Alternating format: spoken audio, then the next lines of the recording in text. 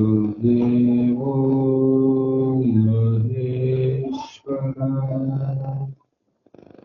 गुरु साक्षात् परब्रह्म तस्मै श्री गुरुवे नमः तस्मै श्री गुरुवे नमः जगदादि जगद्रक्षक सिद्धारूढ़ महास्वामिಗಳ ಶ್ರೀಪಾದಕ್ಕೂ ಶ್ರೋತ್ರಿಯ ಬ್ರಹ್ಮನಿಷ್ಠ ಬ್ರಹ್ಮಲೀನ ಶಿವಪುತ್ರ ಮಹಾಸ್ವಾಮಿಗಳ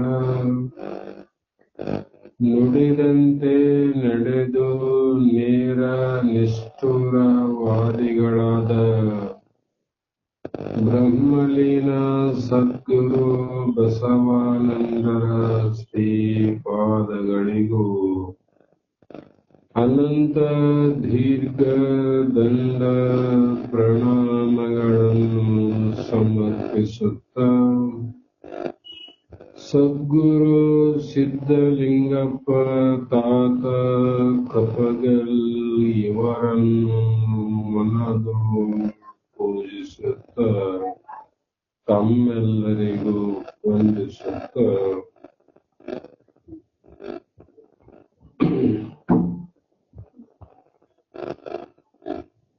ಸ್ವಲ್ಪ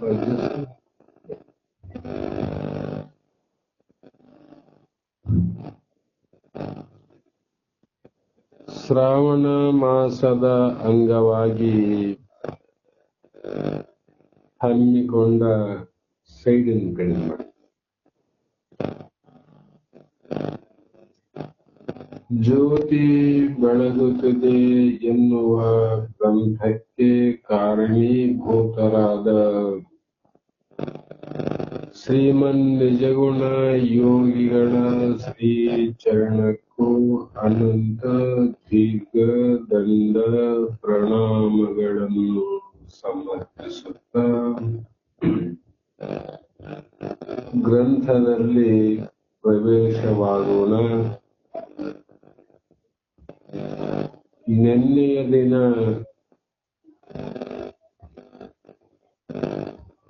ನಿಜಗುಣ ಶಿವಯೋಗಿಗಳು ಮತ್ತು ಷಡಕ್ಷರಿ ಸ್ವಾಮಿಗಳು ಹಿಂದಿನ ಬಹು ದಿನದ ನೆನಪನ್ನ ಸ್ಮರಣೆ ಮಾಡಿಕೊಂಡು ಗುರುಗಳ ದರ್ಶನಕ್ಕಾಗಿ ಪುನಃ ಹೋಗಿ ಬರಬೇಕು ಅನ್ನುವ ಸಂಕಲ್ಪದಿಂದ ಇಬ್ಬರೂ ಒಂದು ಜಾಗದಲ್ಲಿ ಕೂಡಿ ಅಲ್ಲಿಂದ ಮುಂದೆ ದೊಡ್ಡ ನದಿಯನ್ನ ದಾಟಿ ಹೋಗಬೇಕಾಗಿತ್ತು. ಅಂಥ ಸಂದರ್ಭದಲ್ಲಿ ನಿಜಗುಣರು ತಮ್ಮಲ್ಲಿ ಸೇವಕರಾಗಿ ಕಾರ್ಯವನ್ನ ಮಾಡುವಂಥ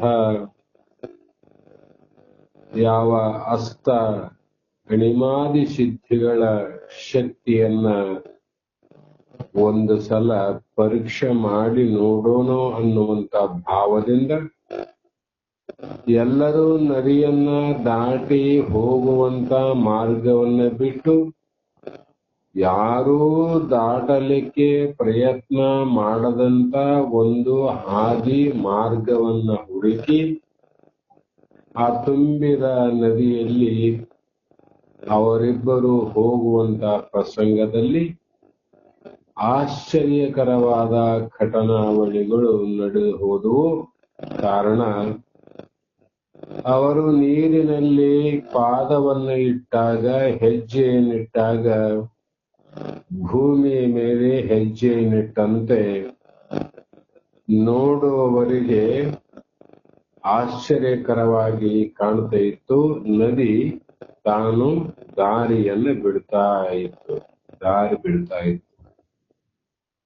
ಈ ಒಂದು ಸಂದರ್ಭವನ್ನ ನದಿಯ ಆಚೆಯ ದಡದಲ್ಲಿ ಈಚೆಯ ದಡದಲ್ಲಿ ದೂರದಲ್ಲಿ ನಿಂತು ನೋಡುವಂತ ಅನೇಕ ಜನಗಳಿಗೆ ಆಶ್ಚರ್ಯಕರವಾಯಿತು. ಇದೇನು ಅದ್ಭುತ! ಈ ನೀರಿನಲ್ಲಿ ಯಾರೋ ಮಹಾತ್ಮರು ದಾರಿಯನ್ನ ಮಾಡಿಕೊಂಡು ಮರಳಿನ ಮೇಲೆ ಹೆಜ್ಜೆ ಹಾಕಿದಂತೆ ಸರಳವಾಗಿ ಬರುವುದನ್ನ ಕಂಡು ಆಶ್ಚರ್ಯಚಕಿತರಾಗಿ ಆ ಮಹಾತ್ಮರು ದಡವನ್ನ ಸೇರಿದಾಗ ದಡದಲ್ಲಿ ಸೇರಿದಂತ ಎಲ್ಲಾ ವರ್ಗದವರು ಬಂದು ಅವರಿಗೆ ನಮಸ್ಕಾರವನ್ನ ಮಾಡಿದರು. ಮುಂದೆ ಅವರ ಪ್ರಯಾಣ ಬಹಳ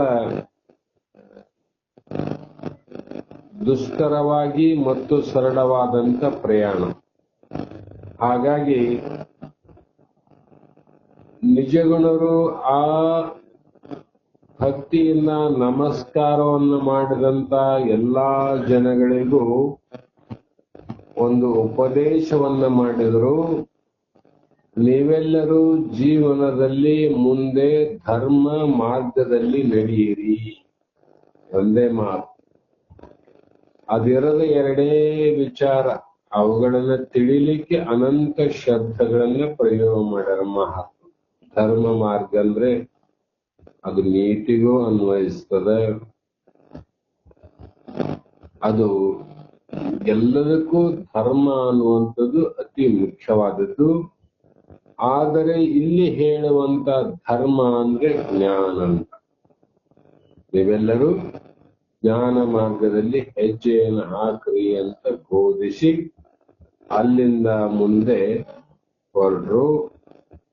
ಆವಾಗ ಜನಗಳೆಲ್ಲ ಹಿಂದೆ ಆಗಿ ಇವರಿಬ್ಬರೇ ಉಳಿದುಕೊಂಡ್ರು.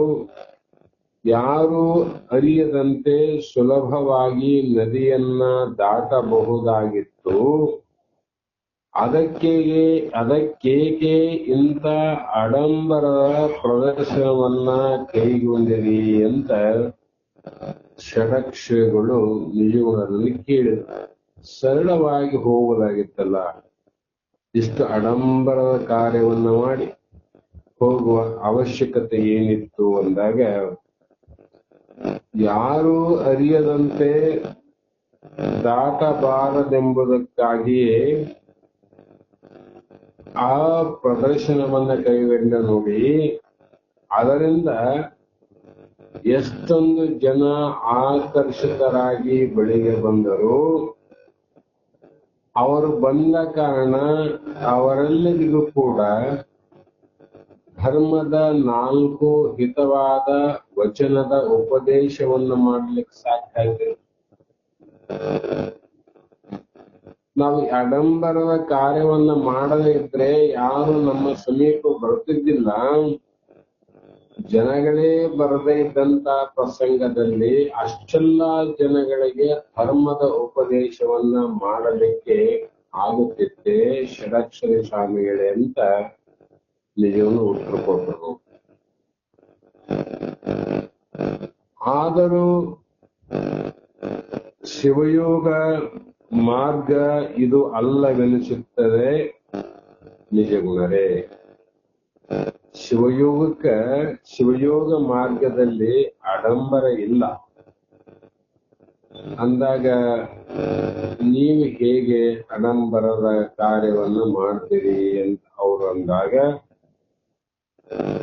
ಷಡಕ್ಷರಗಳ ಅತೃಪ್ತಿಯನ್ನ ಮನಗೊಂಡು ಅದಕ್ಕಾಗಿ ನಿಜಗುಣ ಶಿವಯೋಗಿಗಳು ಮನಸ್ಸಿನಲ್ಲಿಯೇ ನಗುತ್ತಾ ಹೇಳಿದರು, ನೋಡು ಸ್ವಾಮಿಗಳೇ, ಆಗಾಗ ವಿನೋದಕ್ಕಾಗಿ ಆ ಮಾರ್ಗವನ್ನ ಈ ರೀತಿಯಾಗಿ ವ್ಯಕ್ತಪಡಿಸಿದರೆ ಅಂತಹ ಅಪರಾಧವೇನೂ ಆಗಲಾರದು ಎಂದು ನನಗೆ ತೋರುತ್ತದೆ. ಆಗಾಗ, ಯಾವಾಗಲಲ್ಲ, ಆಗಾಗ ಆ ರೀತಿ ವ್ಯಕ್ತಪಡಿಸಿದ್ರೆ ತಪ್ಪೇನಲ್ಲಂತ ನನಗನ್ನಿಸ್ತದ ಅಂತ ಹೇಳಿದಾಗ ಈ ಉತ್ತರದಿಂದ ತೃಪ್ತಿಯಾದಂತೆ ಕಾಣಲಿಲ್ಲ ಷಡಕ್ಷರಿ ಸ್ವಾಮಿಗಳು.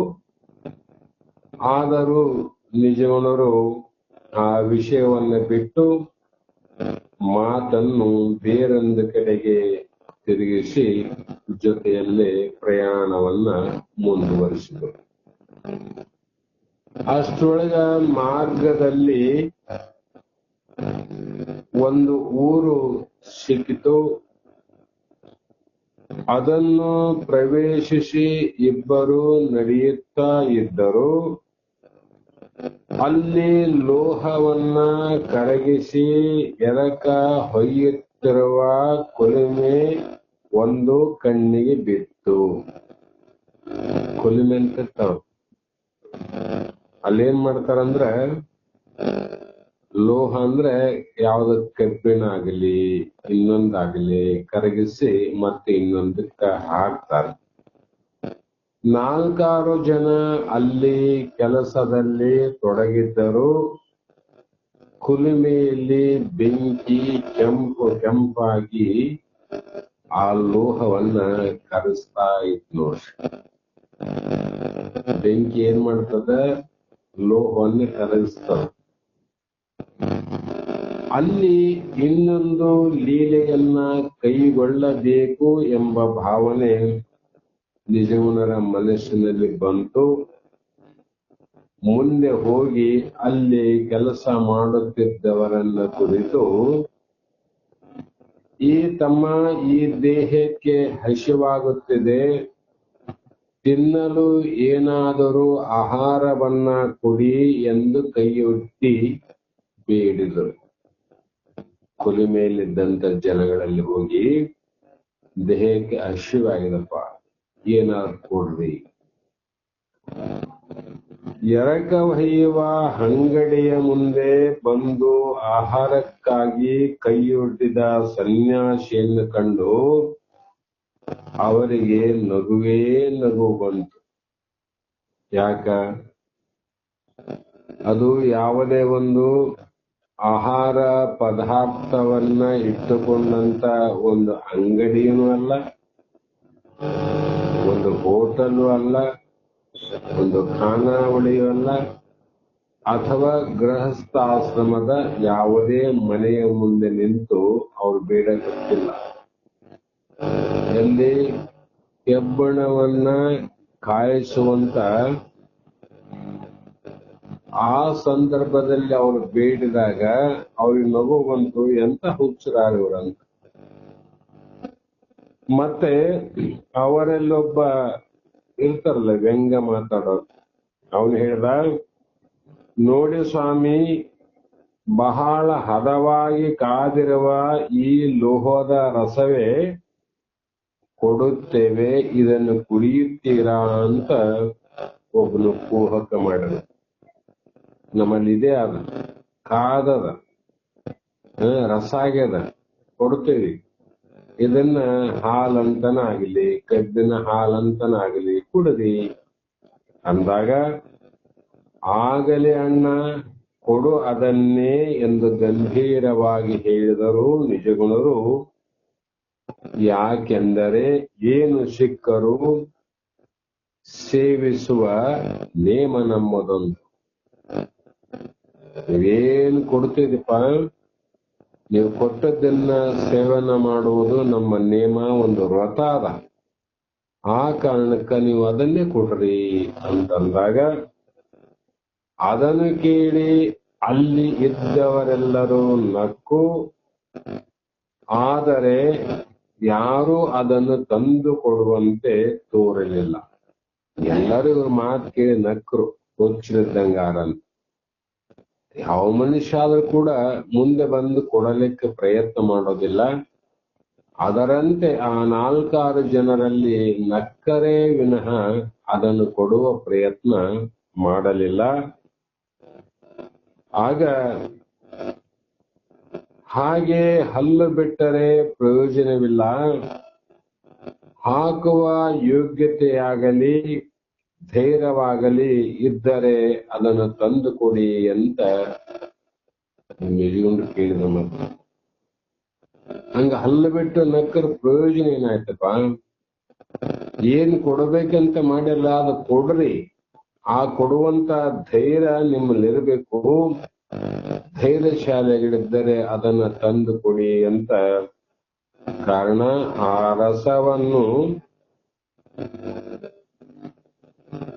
ಆ ರಸವನ್ನು ಕುಡಿಯುತ್ತಾನೋ ಇಲ್ಲವೋ ಆ ಸನ್ಯಾಸಿ ಅಂದಾಗ ಈ ಮಾತಿನಿಂದ ಅವರಲ್ಲಿ ಕೆಲವರಿಗೆ ಸಿಟ್ಟು ಬಂತು. ಪಾಪ ಹೋಗ್ಲಿ ಅಂತ ನಾವು ಬಿಟ್ರೆ ನಮ್ಮನ್ನ ಧೈರ್ಯ ಪ್ರಶ್ನೆ ಮಾಡ್ತಾರ, ನಿನಗ್ ಕೊಡೋ ಯೋಗ್ಯತೆ ಆದಿಲ್ಲ ಅಂತಾರ. ನಾವು ಕೊಟ್ಟಾಗ ಈ ಸನ್ಯಾಸಿ ಕುಡಿಯಬಹುದೇನು ಅನ್ನುವಂತ ಭಾವದಿಂದ ಸಿಟ್ಟು ಬಂತು. ಈ ಉದ್ಧಟ ಸನ್ಯಾಸಿಗೆ ತಕ್ಕ ಶಾಸ್ತ್ರಿಯನ್ನ ಮಾಡಿಯೇ ತೀರಬೇಕೆಂದು ಅವರು ಕಥಕಥನೆ ಕುದಿಯುತ್ತಿರುವ ಲೋಹದ ರಸವನ್ನುಳ್ಳ ಪಾತ್ರೆಯನ್ನು ಇಕ್ಕುಳಗಳಿಂದ ಹಿಡಿದುಕೊಂಡು ತಂದ್ರು. ಕೈಲಿ ಮುಟ್ಟಕ್ ಬರಂಗಿಲ್ಲ. ಅಣು ಮಾತ್ರವೂ ವಿಚಲಿತರಾಗದೆ ನಿಜಗುಣರು ಕೈಯನ್ನ ಒಡ್ಡಿದರು. ಈ ಸನ್ಯಾಸಿಯ ಆಶ್ಚರ್ಯವನ್ನು ಕಂಡು ಅವರಿಗೆ ಆವೇಶ ಬಂದಂತೆ ಆಗಿ ಅದನ್ನು ನಿಜಗುಣರ ಬೊಗಸೆಗೆ ಸುರಿದೇ ಬಿಟ್ಟರು. ಎಷ್ಟು ದಿಮಾಕಾಗಿ ಅನಿಸ್ತದಿಲ್ಲ? ನಾವು ನಕ್ಕು ಬಿಟ್ಟಿವಿ, ನಮ್ಮ ಧೈರ್ಯ ಪ್ರಶ್ನೆ ಮಾಡಿದ. ಇವನು ಉದ್ಧಟ ಮನುಷ್ಯ ಅಂತ ತಿಳ್ಕೊಂಡು ಕಾದ ರಸದ ಪಾತ್ರೆಯನ್ನೇ ಕೈಯಲ್ಲಿ ಮುಟ್ಟದೆ ಇಕ್ಕಳದಲ್ಲೇ ತಂದು ಇಟ್ಟಾಗ ಅದನ್ನ ಹಾಕದೆ ಅಂತ ಮತ್ತೆ ಭವಿಷ್ಯ ಹುಡುಕಿ. ಆವಾಗ ಆ ಕುದಿಯುವ ಲೋಹದ ರಸ ಕೈಗೆ ಬಿದ್ದೊಡನೆಯೇ ಅದನ್ನು ತಂಪು ಪಾನೀಯದಂತೆ ನಿಜಗುಣರು ಘಟಘಟನೆ ಕುಡಿದೇ ಬಿಟ್ಟರು. ಕುಡಿದ್ರು. ಸಿದ್ಧಾರೂಢರ ಚರಿತ್ರೆಯಲ್ಲಿ ವಿಷ ತಂದು ಕೊಟ್ಟಾಗ ಯಾವ ರೀತಿ ಊಟವನ್ನು ಮಾಡಿದ್ರು? ಪ್ರಸಾದ ಅಂತ. ಹೆಸರಿಲ್ಲ, ಅವರು ಭಯ ಆಗ್ಲಿಲ್ಲ, ಭೀತಿ ಆಗ್ಲಿಲ್ಲ. ನನಗಾಗಿ ತೃಪ್ತಿಯಿಂದ ಭಕ್ತರು ತಂದಂತ ಪ್ರಸಾದವನ್ನ ನಾನು ತಿನ್ನಬೇಕು, ಆಕೆಗೆ ತೃಪ್ತಿಯಾಗಬೇಕು ಅನ್ನೋ ಭಾವದಿಂದ ವಿಷವನ್ನು ಸೇವಿಸರು. ಅದೇ ಪ್ರಕಾರವಾಗಿ ಕೈ ಸುಟ್ಟ ಘಟಘಟನೆ ಕುಡಿದು ಬಿಟ್ಟರು. ಮತ್ತೆ ಕೈಯೊಡ್ಡಿ ಇನ್ನಷ್ಟು ಕೊಡಿ, ತುಂಬಾ ಹಸಿವಾಗಿದೆ, ಇನ್ನಷ್ಟು ಕೊಡಿ ಅಂತ ಮತ್ತೆ ಬೀರಿದರು. ಕೈ ಸುಟ್ಟ ನೋವಿನಿಂದ ಸನ್ಯಾಸಿ ಕಿರಿಚಿಕೊಂಡು ಓಡಿ ಹೋಗಬಹುದೇನೋ ಅಂತ ನಿರೀಕ್ಷಿಸಿದ್ದ ಆ ಜನರಿಗೆ ಈ ದೃಶ್ಯವನ್ನ ಕಂಡೊಡನೆ ಆಶ್ಚರ್ಯದ ಸಿಡಿಲು ಬಡಿದಂತೆ ಆಯಿತು ಅವರೆಲ್ಲರೂ. ಸಾಮಾನ್ಯ ಸಿಡಿಲಲ್ಲ, ಆಶ್ಚರ್ಯದ ಸಿಡಿಲು. ಜಂಗಾ ಫಲವೇ ಉಡಿಗೆ ಹೋದಂತಾಗಿ ನಿಂತ ಸ್ಥಳದಲ್ಲಿ ಕುಸಿದು ಕುಳಿತು ಬಿಟ್ಟರು. ಆ ನಿಜಗುಣ ಸನ್ಯಾಸಿಯ ಪಾದದ ಅಡಿಯಲ್ಲಿ ಎಲ್ಲರೂ ಅವ್ರ ಮುಂದೆ ಕುಸಿದಿದ್ರು. ಸ್ವಾಮಿ, ಮಹಾ ಅಪರಾಧವಾಯಿತು. ತಾವು ಒಬ್ಬ ಮಹಾತ್ಮರು ಎಂಬುದನ್ನು ಅರಿಯದೆ ಅವಿವೇಕದಿಂದ ನಡೆದುಕೊಂಡೆವು. ಕ್ಷಮಿಸಬೇಕು ಮಹಾಸ್ವಾಮಿ, ಕ್ಷಮಿಸಬೇಕು ಎಂದು ಮತ್ತೆ ಮತ್ತೆ ಬೇಡಿಕೊಂಡರು. ಆಗ ನಿಜಗುಣರು ಹೇಳಿದರು, ನೀವೇನು ಅಪರಾಧವನ್ನ ಮಾಡಿಲ್ಲವಲ್ಲ. ನನ್ನ ಕ್ಷಮಿಸಬೇಕು ಕ್ಷಮಿಸಬೇಕು ಕ್ಷಮೆ ಮಾಡ್ರಂತ ಕೇಳ್ತೀರಿ. ನೀವೇನು ಅಪರಾಧ ಮಾಡಿಲ್ಲಲ್ಲ. ಅಪರಾಧ ಮಾಡಿದ್ರೆ ಕ್ಷಮೆ ಇರ್ತದೆ, ಅಪರಾಧವೇ ಮಾಡಿಲ್ಲ ಅಂದಾಗ ನಗುತ್ತಾ ಹೇಳಿದರು ನಿಜಗಣರು, ನೀವೇನು ಮಾಡಿದ್ರಿ ಅಂದ್ರೆ ಹಸಿದು ಬಂದ ಸನ್ಯಾಸಿಗೆ ಆಹಾರವನ್ನ ಹಾಕಿದ್ರಿ, ಅದು ನಿಮ್ಮ ಅಪರಾಧವೇ? ಹಸಿದು ಬಂದಿದ್ದೆ ನಾನು, ನೀವು ಆಹಾರವನ್ನು ಕೊಟ್ರಿ. ಹಸಿದು ಬಂದವನಿಗೆ ಆಹಾರವನ್ನು ಕೊಟ್ರೆ ಅಪರಾಧ ಹೆಂಗಾಗ್ತದೆ? ಕೊಡದೇ ಇದ್ರೆ ಅಪರಾಧ ಆಗ್ತಿತ್ತು ಅಂತ ಹೇಳಿ, ಇಲ್ಲ ಸ್ವಾಮಿ, ಇದು ನಮ್ಮ ಮಹಾ ಅಪರಾಧ, ಸರ್ವ ಅಪರಾಧವಾಯಿತು, ನಮ್ಮನ್ನು ಕ್ಷಮಿಸಬೇಕು. ಆ ಲೋಹ ರಸದಿಂದ ತಾವು ಮುಕ್ತರಾಗಬೇಕು. ಕಾರಣ ನಮ್ಮ ಪ್ರಾರ್ಥನೆಯನ್ನ ಮನ್ನಿಸಿ ನಮ್ಮ ಆತಿಥ್ಯವನ್ನ ಸ್ವೀಕರಿಸಬೇಕು ಎಂದು ಬಗೆಬಗೆಯಾಗಿ ನಾನಾ ರೀತಿಯಾಗಿ ಪ್ರಾರ್ಥಿಸಿಕೊಂಡರು. ಹಾಗೂ ನೋಡ್ರಿ, ಅದು ಏನದ, ಲೋಹರಸ ಅಲ್ಲ. ಆ ಲೋಹರಸ ನಿಮ್ಮ ದೇಹದಲ್ಲಿ ಸೇರದೀಗ. ಅದು ಏನು ಮಾಡ್ತದಂದ್ರೆ ನಿಮ್ಮ ದೇಹವನ್ನೇ ಸರ್ವನಾಶ ಮಾಡುವಂತ ಶಕ್ತಿ ಅದ. ಆ ಕಾರಣದಿಂದ ನೀವು ಮಹಾ ಜ್ಞಾನಿಗಳಿದ್ದೀರಿ, ತಪಸ್ಸುಗಳಿದ್ದೀರಿ. ಆದಷ್ಟು ಬೇಗ ನಮ್ಮ ಪ್ರಾರ್ಥನೆ ಏನಂದ್ರೆ ಆ ಲೋಹರಸವನ್ನ ಹೊರಗಾಕ್ರಿ. ಒಳಗಿದ್ರೆ ನಾಶ ಅಂತ ಹೇಳಿದಾಗ, ಹಾಗಾದರೆ ಹಿಂದಕ್ಕೆ ಸರಿಯಿರಿ, ಎಲ್ಲರೂ ನೀವು ಮುಂದೆ ಸರಿರಿ ಎಂದು ಹೇಳಿ ತಾವು ಕುಡಿದ ಲೋಹದ ರಸವನ್ನೆಲ್ಲ ಮತ್ತೆ ಹೊರತೆಗೆದು ಅದನ್ನು ದೂರಕ್ಕೆ ಚೆಲ್ಲಿಬಿಟ್ರು. ಚೆಲ್ಲಿ ಕುದಿಯುತ್ತಿದ್ದ ಆ ರಸ ಬಿದ್ದ ಜಾಗವು, ಅದು ಹೊರಗೇನು ಬಿಸಿ ಕುದಿಯುತ್ತಲ್ಲ, ಅವರು ಕುಡಿದಾಗ ಒಳಗೆ ಹೋಗಿ ಮತ್ತೆ ಹೊರಗೆ ಚೆಲ್ಲಿದಾಗ ಕೂಡ ಅದರ ಬಿಸಿ ಹೇಗಿತ್ತಂದ್ರೆ, ಚೆಲ್ಲಿದ ರಸ ಎಲ್ಲಿ ಬಿದ್ದಿತ್ತು ಆ ಜಾಗದಲ್ಲೆಲ್ಲ ಬೆಂಕಿ ಇರ್ತದೆ. ಎಂಥ ಅಂದ್ರೆ ಒಳಗೋದಾಗ ಏನಾಗಿರ್ಬೋದು? ಒಳಗೋಗಿ ಬಂದ ಮೇಲೆ ಇಷ್ಟ ಆದ ಶಕ್ತಿ, ಅದನ್ನು ಕಂಡವರು ಬೆಂಕಿ ಹತ್ತಿಕೊಂಡು ಉರಿಲಿ ಕತ್ತಿದಾಗ ಅದನ್ನ ನೋಡಿದವರು ಗಡಗಡನೆ ನಡುಗಿದರು. ಷಡಕ್ಷರಗಳು ದೂರದಿಂದ ಇದನ್ನೆಲ್ಲ ಮೌನವಾಗಿ ನೋಡ್ತಾ ಇದ್ದರು. ಅನಂತರ ನಿಜಗುಣರಿಗೂ ಷಡಕ್ಷರಿಗಳಿಗೂ ಅಲ್ಲಿ ಆದರ ಉಪಚಾರಗಳು ನಡೆದವು. ಈ ಸುದ್ದಿ ಊರಿನೆಲ್ಲ ಹಬ್ಬಿ ಕೇಳಿದವರೆಲ್ಲ ಬಂದು ತಮ್ಮ ಗೌರವ ಮತ್ತು ಭಕ್ತಿಗಳನ್ನ ನಿಜಗುಣರಲ್ಲಿ ವ್ಯಕ್ತಪಡಿಸಿದರು. ಆ ಸಂದರ್ಭದಲ್ಲಿ ನಿಜಗುಣರು ಹಸಿದು ಬಂದವರಿಗೆ ಹಂಚಿ ಉಣ್ಣುವ ಅತಿಥಿ ಸತ್ಕಾರದ ದಾಸೋಹ ಭಾವವೇ ಧರ್ಮಕ್ಕೆ ಮೂಲಭೂತವಾದ ಅಂಶ. ಅಲ್ಲಿ ಒಂದು ಮಾತು ಹೇಳಿದ್ರು, ಏನೋ ಹಸಿದ ಬಂದವರಿಗೆ ಹಂಚಿ ಉಣ್ಣುವ ಅತಿಥಿ ಸತ್ಕಾರ. ಅತಿಥಿ ಸತ್ಕಾರ ಅಂದ್ರೇನು? ಹೊಟ್ಟೆ ತುಂಬದವರಿಗೆ ಬೋನ ಹಿಡಿಯುವುದಲ್ಲ, ಊಟ ಮಾಡಿದವರಿಗೆ ಉಣ್ಣಿಸುವುದಲ್ಲ. ನಿಜವಾಗಿ ಯಾರು ಹಸಿವಂತ ಬರ್ತಾರ ಆ ಹಸಿದು ಬಂದವರಿಗೆ ಹಂಚಿ ಉಣ್ಣುವ. ಏನು ಅಂತ ಹೇಳಿದ್ರು? ಹಂಚಿ ಉಣ್ಣುವ. ಹಂಚುವುದಂದ್ರೆ ಹೇಗೆ? ನಮ್ಮಲ್ಲಿ ಇದ್ದಂತ ಪದಾರ್ಥಗಳನ್ನ ಒಂದು ನಮಗಾಗಿ ಇರಲಿ ಅನ್ನುವ ಭೇದವನ್ನ ಮಾಡದೆ ಸಮಾನವಾಗಿ ಎಲ್ಲವನ್ನ ಹಂಚಿ ತಿನ್ನುವುದು ಸತ್ಕಾರ. ಚಲೋದೆಲ್ಲ ನಮ್ ಕಡೆ ಇರಲಿ, ಮತ್ತೆ ಉಳಿದದೆಲ್ಲ ಅವ್ರಿಗೆ ನೀಡೋಣಂತ ಭಾವಿದ್ರೆ ಇದು ನಿಜವಾದ ಸತ್ಕಾರ ಅಲ್ಲ. ಅದಕ್ಕಾಗಿ ಅವರ ವಾದ ಮನಮುಟ್ಟುವಂತೆ ಹೇಳಿದರು. ಅಂದಿನ ರಾತ್ರಿ ಆ ಊರಿನಲ್ಲಿ ಉಳಿದು ಆ ಭಕ್ತ ಜನರೆಲ್ಲರ ಸೇವೆಯನ್ನ ಕೈಗೊಳ್ಳಬೇಕಾಯಿತು.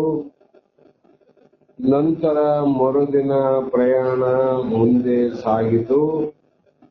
ಆ ಘಟನೆಯನ್ನ ಕುರಿತು ಷಡಕ್ಷರಗಳು ಮಾತನೇನನ್ನೂ ಆಡದಿದ್ದರೂ ಅವರ ಮನಸ್ಸಿನಲ್ಲಿ ಅದೇ ವಿಚಾರ ಸುತ್ತುತ್ತಾ ಇತ್ತು. ನಿನ್ನೆ ಹಿಂಗ್ ಮಾಡಿದ್ರು,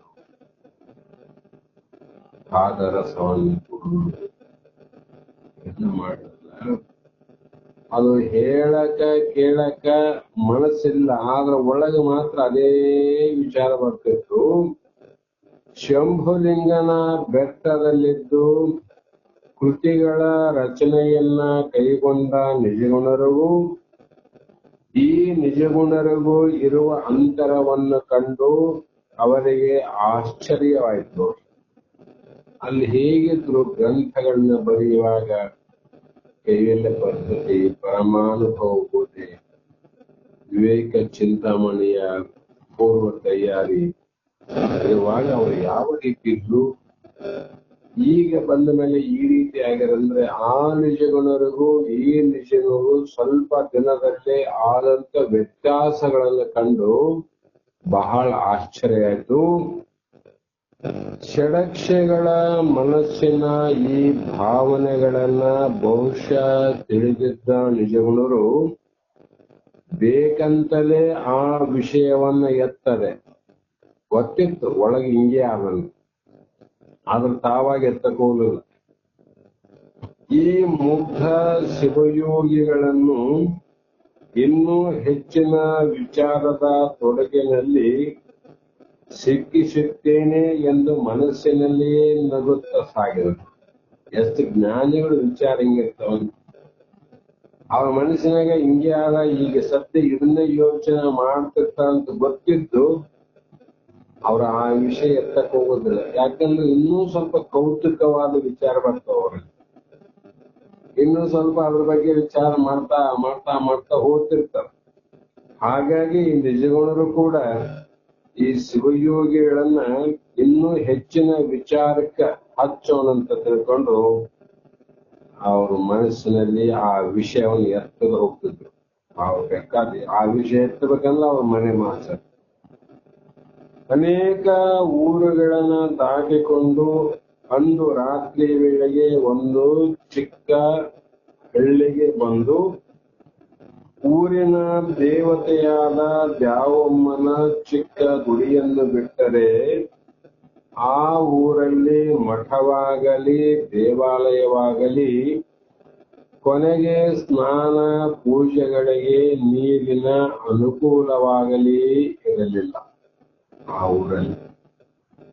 ಅಂತಹ ಒಂದು ಕುಗ್ರಾಮವಾಗಿತ್ತು ಆ ಗ್ರಾಮ. ಆದರೂ ಆ ದಿನ ಅಲ್ಲಿ ಉಳಿಯದೆ ಗತ್ಯಂತರವಿದ್ದಿಲ್ಲ, ಬೇರೆ ಮಾರ್ಗನೇ ಇದ್ದಿಲ್ಲ, ಅದೇ ಊರಲ್ಲಿ ಇರಬೇಕಾಗಿತ್ತು. ದ್ಯಾವಮ್ಮನ ದೇವಾಲಯದಲ್ಲಿಯೇ ಆ ರಾತ್ರಿಯನ್ನ ಕಳೆಯಬೇಕೆಂದು ನಿರ್ಧಾರ ಮಾಡಿದರು. ಷಡಕ್ಷರಿಗಳಿಗೆ ಆ ಗುಡಿಯ ವಾತಾವರಣವನ್ನು, ಅಲ್ಲಿರುವ ಉಗ್ರ ದೇವತಾ ಮೂರ್ತಿಯನ್ನು ಕಂಡು ಅಲ್ಲಿ ರಾತ್ರಿಯನ್ನ ಕಳೆಯಬೇಕೆಂಬ ಆಲೋಚನೆಯೇ ಕಷ್ಟಕರವಾಗಿ ಪರಿಣಮಿಸಿತು ಷಡಕ್ಷರಿಗಳಿಗೆ. ಯಾಕಂದ್ರೆ ಆ ಮೂರ್ತಿಯನ್ನು ನೋಡಿ, ಉಗ್ರ ಮೂರ್ತಿ, ದ್ಯಾವಮ್ಮನ ಮೂರ್ತಿ, ಮತ್ತ ಅಲ್ಲಿ ತನಗೆ ತಾವು ಕಂಡಂತ ಅನಾನುಕೂಲ ವ್ಯವಸ್ಥೆಗಳನ್ನು ನೋಡಿ ಅವ್ರು ಇಲ್ಲಿ ಇರೋದು ಬೇಡ ಅಂತ ವಿಚಾರ ಮಾಡಿ ಹೇಗೆ ಕಳಿಬೇಕು. ಮತ್ತೆ ಬೆಳಗ್ಗೆ ಆಮೇಲೆ ಯೋಚನೆ, ಮತ್ತೆ ಸಂಧ್ಯಾ ವಂದನೆಗೆ ಎಲ್ಲ ನೀರು ಬೇಕು, ಪೂಜೆ ಮಾಡಕ ಎಲ್ಲ ವ್ಯವಸ್ಥೆ ಬೇಕು. ಇವೆಲ್ಲ ಮಾಡ್ತಾ ನೇಮದಲ್ಲಿದ್ದವರಿಗೆ ಅವೆಲ್ಲವೂ ಇಲ್ಲದ ಸ್ಥಳದಲ್ಲಿ ಕಾಲವನ್ನು ಕಳೆಯಲಿಕ್ಕೆ ಕಷ್ಟ ಆಗ್ತದೆ. ಹಾಗೆ ಆದಾಗ ವಿಧಿ ಇಲ್ಲದೆ ಹೋದ ಕಾರಣದಿಂದ ಗುಡಿಯ ಒಂದು ಭಾಗವನ್ನು ಚೆನ್ನಾಗಿ ಸ್ವಚ್ಛವನ್ನ ಮಾಡಿ ಅಲ್ಲಿ ಕುಳಿತರು ಪೂಜೆಯ ಪೆಟ್ಟಿಗೆ ಅವರ ಕೈಯಲ್ಲೇ ಇತ್ತು. ನಿಜಗುಣರ ಕೈಯಲ್ಲಿ ಸದಾ ಕಾಲ ಕಮಂಡಲ, ಇನ್ನೊಂದು ದಂಡ, ಇವರಲ್ಲಿ ಪೂಜಾ ಪೆಟ್ಟಿಗೆ ಯಾವಾಗಲೂ ಇರೋ. ನಿಜಗುಣರು ಅವರ ಮನಸ್ಸಿನಲ್ಲಿ ಆಗುವ ಸಂಕಟವನ್ನ ಅರಿಯದವರಂತೆ. ಆ ಮನಸ್ಸಿಗೆ ಏನ್ ನಡೀತದ ಅಂತ ಎಲ್ಲ ಗೊತ್ತಾಗ್ತಿತ್ತು, ಏನು ಗೊತ್ತಾಗದವರಂತೆ ದಿನವೆಲ್ಲ ಆಯಾಸಗೊಂಡು ಬಂದಿದ್ದೇವೆ, ಏನಾದರೂ ಸ್ವಲ್ಪ ಪ್ರಸಾದ ಸಿಕ್ಕಿದ್ದರೆ ಆಗುತ್ತಿತ್ತು ಅಲ್ಲವೇ ಸ್ವಾಮಿಗಳೇ ಅಂತ ನಿಜಗುಣರು ಷಡಕ್ಷರಿಗಳಲ್ಲಿ ಕೇಳಿದರು. ಈ ಸ್ಥಿತಿಯಲ್ಲಿ ನಿಜಗುಣರಿಗೆ ಪ್ರಸಾದವನ್ನ ಸೇರಿಸುವ ಆಶೆಯಾದುದನ್ನು ಕಂಡು ಷಡಕ್ಷರಿಗಳಿಗೆ ಆಶ್ಚರ್ಯವೇ ಆಯಿತು. ಅವ್ರು ಯಾಕೆ ಕೇಳಿದ್ರೆ ನಮಗೆ ಗೊತ್ತಾಗಲಿಲ್ಲ. ನಿಜಗುಣರಿಗೆ ಇಂತಹ ಆಶೆ ಆಗ್ತದೆ ಇಂತಹ ಸಮಯದಲ್ಲಿ ಅಂತ. ಸ್ನಾನ ಪೂಜೆಗಳಿಗೆ ಅನುಕೂಲವಿಲ್ಲದ ವ್ಯಥೆಯೇ ಅವರಲ್ಲಿ ತುಂಬಿರುವಾಗ ಪ್ರಸಾದದ ಆಲೋಚನೆ ಅವರ ಬಳಿಯಲ್ಲಿ ಸುಳಿಯುವಂತೆಯೇ ಇರಲಿಲ್ಲ.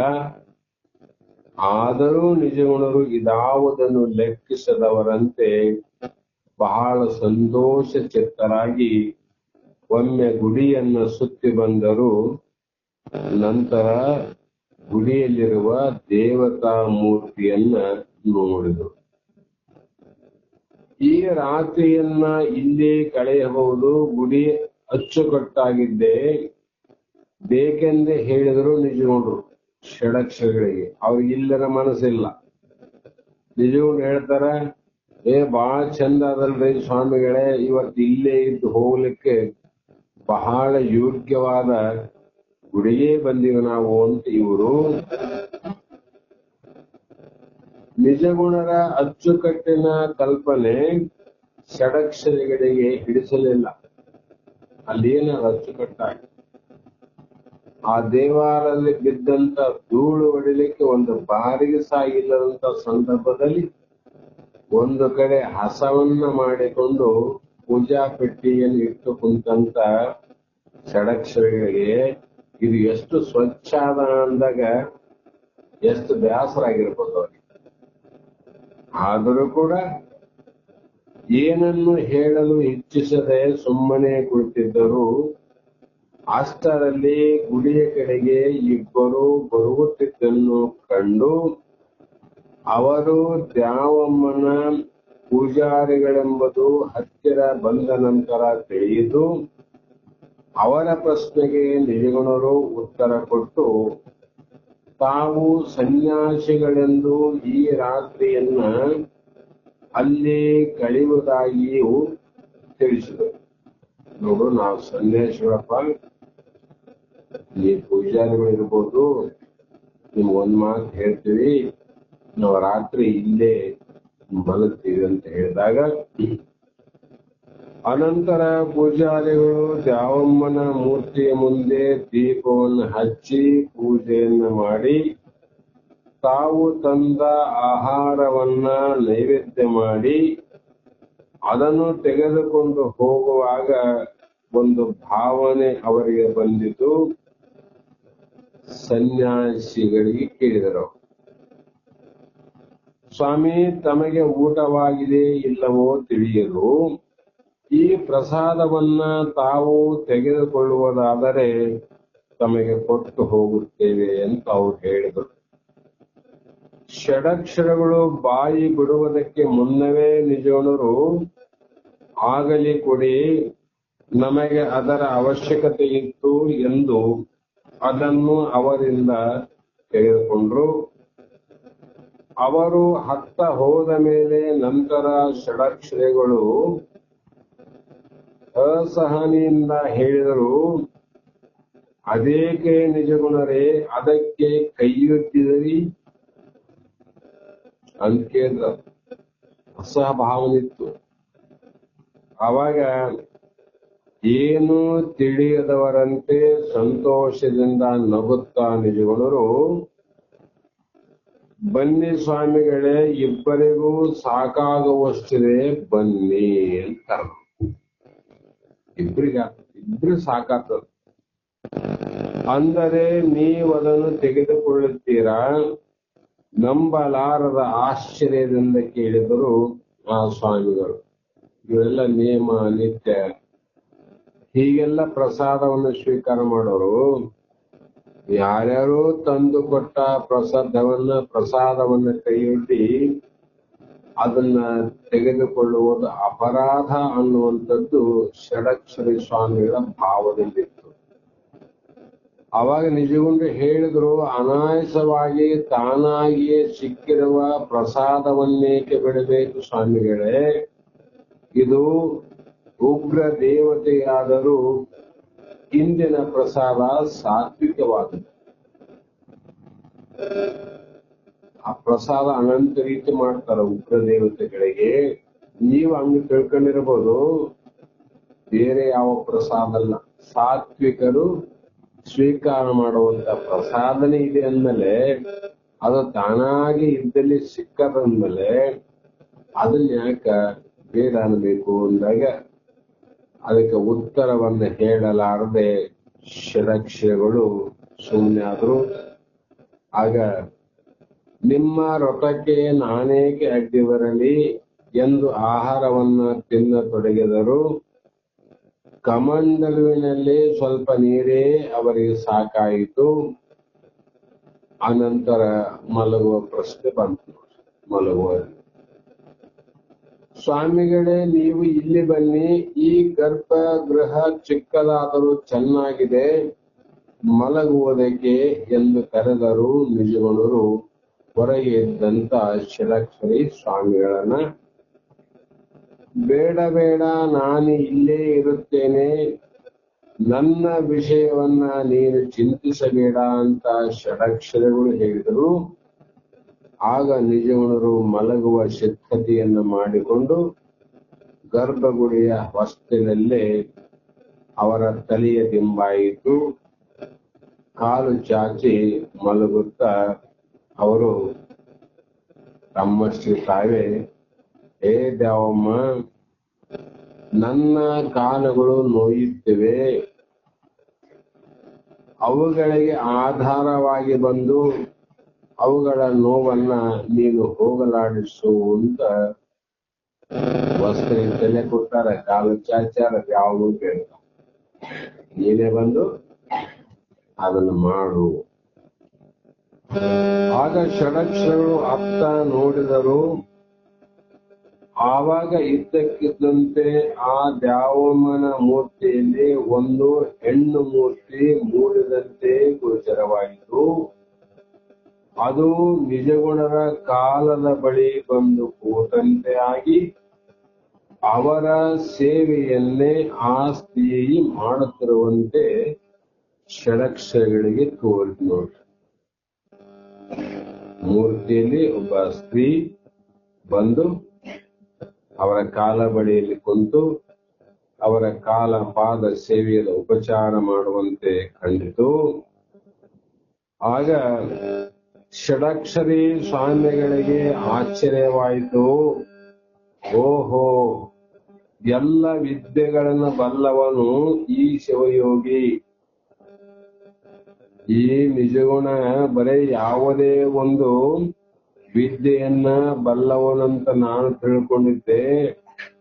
ಸರ್ವ ವಿದ್ಯೆಯನ್ನ ಬಲ್ಲವನು ಈ ಶಿವಯೋಗಿ. ನಿಜವಾಗಿ ಈತನನ್ನ ಶಿವಯೋಗಿ ಎನ್ನಬಹುದೇ? ಅಂದ್ರೆ ಶಿವಯೋಗದ ವಿದ್ಯೆಯನ್ನ ಕಲಿತವನಿಗೆ ಶಿವಯೋಗಿ, ಬ್ರಹ್ಮ ವಿದ್ಯೆಯನ್ನ ಕಲಿತವನಿಗೆ ಬ್ರಹ್ಮನಿಷ್ಠ ಅಂತ ಹೇಳ್ಬೇಕಾಗ್ಯದ.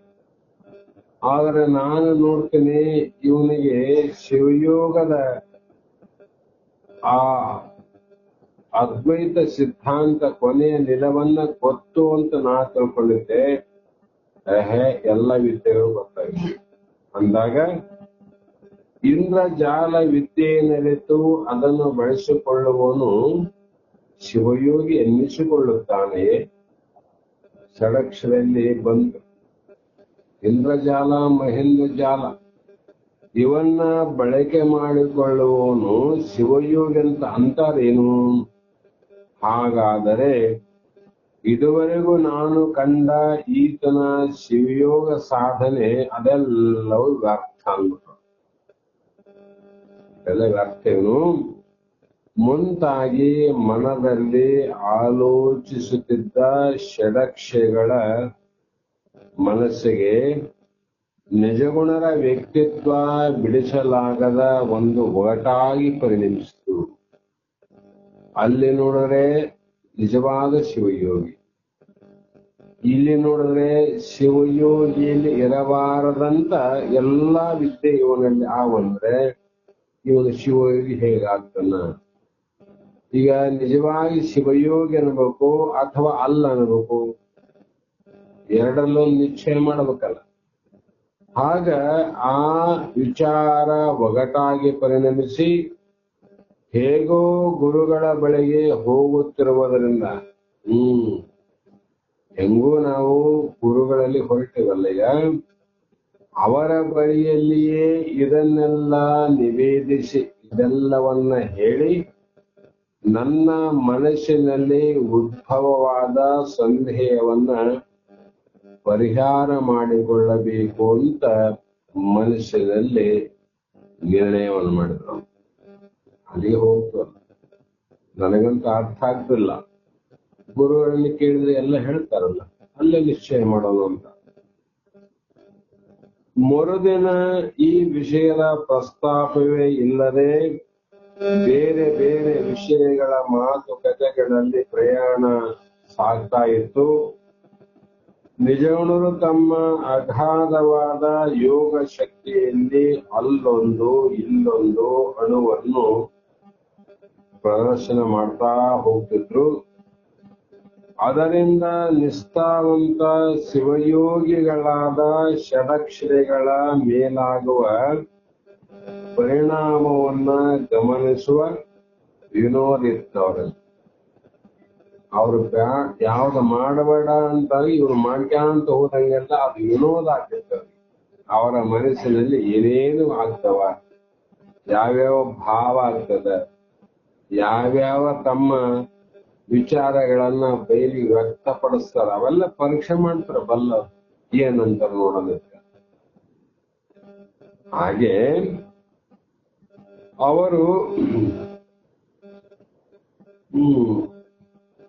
ಜನಸಾಮಾನ್ಯರು ಪವಾಡಗಳಿಂದ ಹೇಗೆ ಆಕರ್ಷಿತರಾಗುತ್ತಾರೆ ಎಂಬುದನ್ನು ಅರಿಯುವುದು ಅವರ ಉದ್ದೇಶ ಆಗಿತ್ತು. ಎರಡಿದು, ಷಡಕ್ಷರಿ ಸ್ವಾಮಿಗಳ ಮನಸ್ಸಿನಲ್ಲಿ ಆಗುವಂತ ವಿಚಾರದ ಭಾವಗಳು ಅರಿಯಬೇಕಂತ ಒಂದು ಕುತೂಹಲ. ಇನ್ನೊಂದು ಕಡೆ ಈ ಪವಾಡಿಗಳಿಗೆ ಜನರು ಎಷ್ಟು ಆಕರ್ಷಿತರಾಗ್ತಾರಂತ ತಿಳಿಬೇಕು ಎಂಬುದು ಇನ್ನೊಂದು ಕಡೆ ಇರ್ತದೆ. ಅವರೆಲ್ಲ ವಿಚಾರ ಮಾಡ್ಯಾರ, ಬಹಳ ಪ್ರಯತ್ನ ತಾವೇ ಮಾಡಿ ಇಷ್ಟೊಳಗ ಒಮ್ಮೆ ರೋಗದಿಂದ ನರಳುತ್ತಿದ್ದ, ನಡೆಯಲಾರದೆ ನಡೆಯುತ್ತಿದ್ದ ಒಬ್ಬನನ್ನ ಸುಮ್ಮನೆ ಮುಟ್ಟಿದ್ರು. ಆಗ ಬಹುಕಾಲದ ಆತನ ಹಳೆಯ ರೋಗ ಇವರ ಸ್ಪರ್ಶ ಮಾತ್ರದಿಂದ ಬಿಟ್ಟು ಹೋದಂತಾಗಿ ಆರೋಗ್ಯ ಭಾಗ್ಯದ ಸುಖವನ್ನ ಆತ ಕ್ಷಣ ಮಾತ್ರದಲ್ಲಿ ಪಡೆಯುವಂತಾಯಿತು. ಎದುರಿಗೆ ನಡೆದವ ಷಡಕ್ಷರಿ ಸ್ವಾಮಿಗಳ ಕಣ್ಣೆದುರಿಗೆ ನಡೆದಂತ ವಿಚಾರಗಳು. ಹಳೆಯ ರೋಗ ಅಂದ್ರೆ ವಾಸಿ ಆಗಲಾರ್ದ ರೋಗ, ಸುಮ್ಮನೆ ಅವರು ಮುಟ್ಟಿದ್ರೆ ಆತ ರೋಗ ಎಲ್ಲ ಪರಿಹಾರವಾಗಿ ಆರೋಗ್ಯ ಭಾಗ್ಯದ ಸುಖವನ್ನ ಎಷ್ಟತ್ರಿ ಅಂದ್ರೆ ಒಂದೇ ಕ್ಷಣ ಮಾತ್ರದ ಹಿಂಗ ಮುಟ್ಟಿದ ತಕ್ಷಣ ಹಿಂಗಾಯ್ತು. ಇದನ್ನು ಕಂಡ ಜನ ಬಳಿಗೆ ಬಂದು ತಮ್ಮ ತಮ್ಮ ದುಃಖವನ್ನ ಹೇಳಿಕೊಂಡು ಇವರ ಕಾಲ ಮೇಲೆ ಹೊರಳಾಡುತ್ತಿದ್ದರು. ಅವರಿಂದ ಬಿಡುಗಡೆಯನ್ನು ಪಡೆದು ಮುಂದೆ ನಡೆಯುವಷ್ಟರಲ್ಲಿ ಸಾಕಾಗಿ ಹೋಗಿದ್ದು ನಿಜಗುಣ ಸ್ವಾಮಿಗಳು. ದಾರಿನೇ ಬಿಡಂಗಿಲ್ಲ. ಪವಾಡ ಎಲ್ಲವ ಅಲ್ಲಿ ಜಾತ್ರೆ ಇರ್ತದ, ಏನ್ ನಡಿಬಾರ್ದು ನಡೀತದ ಅಲ್ಲಿ ಕೆಲಸ. ಅಷ್ಟು ಜನಗಳನ್ನ ದಾಟಿ ಹೋಗುವುದು ಕಷ್ಟಕರವಾಯಿತು ಸ್ವಾಮಿಗಳಿಗೆ. ಹೀಗೆ ಮತ್ತೊಮ್ಮೆ ಕಾಡಿನಲ್ಲಿ ಹೋಗ್ತಿದ್ರು. ಊರಲ್ಲಿ ನಡೆದುತ್ತಿದ್ದು ಕಾಡಿನಲ್ಲಿ ಹೋಗುವಾಗ ಒಂದು ದೊಡ್ಡ ಕಳ್ಳರ ಗುಂಪು ಇವ್ರ ಕಣ್ಣಿಗೆ. ಆ ಕಳ್ಳರು ಈ ಸನ್ಯಾಸಿಯನ್ನು ಕಂಡು ಅವರ ಬಳಿಗೆ ಬಂದು ಏರು ಧ್ವನಿಯಲ್ಲಿ ಯಾರು ನೀವು ಎಂದು ಕಳ್ಳರ ಗುಂಪಿನ ಮುಖಂಡನೊಬ್ಬ ಅವರನ್ನ ಕೀಟಲೆ ಮಾಡಿ ರೇಗಿಸುವ ದೃಷ್ಟಿಯಿಂದಲೇ ಹೇಳಿದ್ರು. ಯಾರು ನೀವು ಅಂತ ಏರು ಧ್ವನಿಯಲ್ಲಿ ಕೇಳಿದಾಗ ಅದು ಸ್ವಲ್ಪ ಮಜೆ ಮಾಡಿ ನೋಡಮಂತಕ್ಕಂಥ.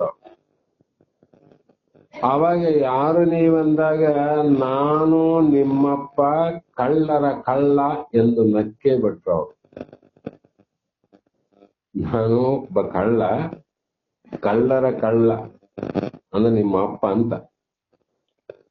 ಆವಾಗ ತಮ್ಮ ಮುಖಂಡನಿಗೆ ಹೇಳಿದ ಈ ಉದ್ದಟತನದ ಮಾತಿನಿಂದ ಕಳ್ಳರ ಗುಂಪು ಇನ್ನ ಉಳಿದವರೆಲ್ಲ ಸಿಟ್ಟಿಗೆದ್ದು ನಿಜಗುಣರ ಮೈಮೇಲೆ ಬೀಳಲು ಮುನ್ನುಗ್ಗಿತು.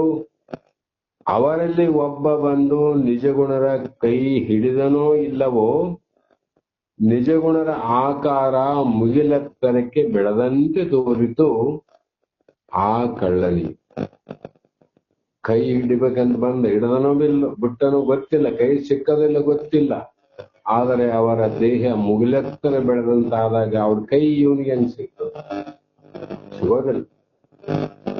ಆತನ ಕಣ್ಣುಗಳಿಗೆ ಅವರ ಅಟ್ಟಹಾಸದ ಕಾಡನ್ನೆಲ್ಲ ತುಂಬಿ ಪ್ರತಿಧ್ವನಿಸಿದಂತಾಯಿತು. ಕಳ್ಳರ ಪಸುವೃತ್ತಿಯ ಆವೇಶ ಅಡಗಿ ನಡಗತೊಡಗಿತು. ಅವರನ್ನು ಒಂದೊಂದು ಬೆರಳಿನಿಂದ ಎತ್ತಿ ಹುಳಗಳನ್ನ ಎಸೆಯುವಂತೆ ದೂರಕ್ಕೆ ಎಸೆದರು. ಅವರು ಬಿದ್ದದ್ದು ಬಂದು ದೈನ್ಯದಿಂದ ಬೇಡಿಕೊಂಡ ಮೇಲೆ ತಮ್ಮ ಮೊದಲಿನ ಆಕಾರವನ್ನು ತಾಳಿದರು. ನಂತರ ಅವರಿಗೆ ಮಾನವ ಧರ್ಮದ ಮೌಲ್ಯಗಳನ್ನು ಬೋಧಿಸಿದರು.